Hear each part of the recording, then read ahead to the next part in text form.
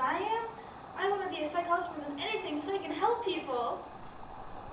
Stephanie Hampton was very excited about her first day in history of psychology. She loved being a psychology major because her life goal was to help people. She wanted to fill the world with rainbows and puppies by analyzing people's dreams and unconscious conflicts. But she was about to be disillusioned.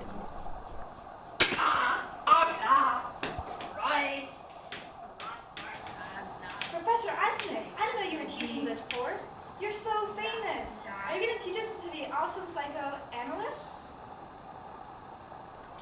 Haven't you read my article on psychotherapy? This had happened so many times before. He would have to undertake the noble task of educating this naive student. He would have to tell her about the effects of psychotherapy and evaluation. In 1952, Eysenck published a highly controversial article on the effects of psychotherapy, or lack thereof. When I first came across it, I felt very strongly, now this Freudian stuff is a premature crystallization of spurious orthodoxy. There's really nothing in it. And the reason for that was that even if you take Freud's writing by itself, you will find that it is contradictory. I just couldn't understand it. But about 1949, I was asked to introduce clinical psychology as a profession in this country, in England.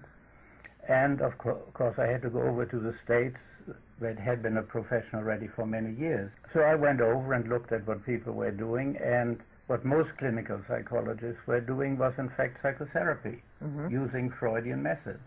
So I thought the obvious thing to do was to look at the evidence to see what was going on. Well, it seemed to me that everybody was taking it for granted that this method worked. So I had to investigate the evidence for the effectiveness of psychotherapy, since no one had yet done it. I found that there was no clear scientific evidence for any true beneficial effects beyond the effects of the passage of time. In other words, people who did not go through psychotherapy recovered at the same rate as those who did.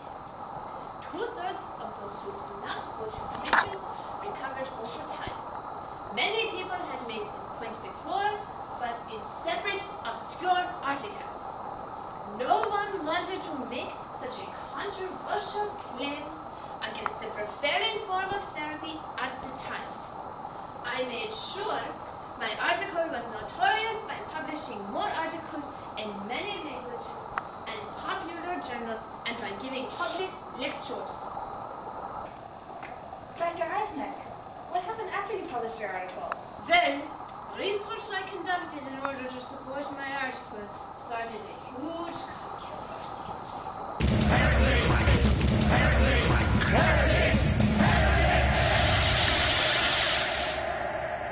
As the article made many people very angry. Pretty much all therapists were psychoanalysts, and so my article is what caused their whole career into question. Psychoanalysts also did not believe in treating the symptoms of mental illness. They sought to treat the origin of the illness through insight. So, they saw little need for assessments of outcome, which measured the reduction of symptoms. Freud had even denied the need for outcome assessment, since no two cases can be compared as no two cases are alike. Assessment went against the very theory of psychoanalysis. My study, however, showed that there is no evidence that the insights gained from psychotherapy are helpful. Afterward, a psychologist named Liborsky published a meta-analysis showing that which kind of therapy people go to has no effect. He was trying to defend therapeutic techniques from Eysenck by claiming that all therapies work because of common factors. Eysenck would later state that therapy seems to work because it boosts the client's self-esteem by extinguishing their fears. The passage of time can achieve the same aim. This explains why his study found little difference in recovery between those who go to therapy and those who don't. Oh, so this is why you're so famous. I know you won the APA Division of Clinical Psychology Centennial Award for lifelong contributions to clinical psychology. Don't forget about the APA Award for Distinguished Contribution to Science in 1988, the APA Presidential Citation for Outstanding Contributions to Psychology in 1994, and the American Psychology Society William James Fellow Award in 1994. And so far, I am the most widely cited psychologist in history. That would be on the test. Also, my findings significantly changed how clinical psychology was practiced. Psychology was no longer synonymous with psychoanalysis. Therapists now had to support their methods with scientific research. Today, insurance companies now base their payments to therapists on studies of the effectiveness of treatment and the therapist's documentation. So you don't approve of any therapy or psychoanalysis? My life is over! My dreams are crushed!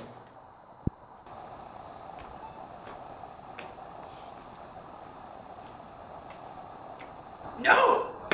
You misunderstand me, you winner! My article was a foundation for the development of a new type of therapy, behavior therapy. Since talk therapy did not seem to work, I supported a different kind of therapy where clients confront their problems as opposed to just talking about them. This type of therapy was both shorter in duration and more effective than psychoanalysis. 1 week before the final exam. Dr. Eysenck, I've been trying to relate the things we're learning here with history of psychology. It seems to me that you are decidedly in the empiricist school of thought. You disregard psychoanalytical methods like dream analysis and talk therapy. You emphasize measurement and objective observations of the effects of therapy. You debunked a therapy based on Freud's concepts, which are unobservable. You broke with the American tradition of following Freudian theory in therapy and demanded that we account for it and how therapy works.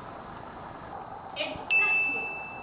By our human nature, we have a tendency to assume that what is popular is right, but that is not necessarily true. Freud's theories were extremely popular, but were not supported by research.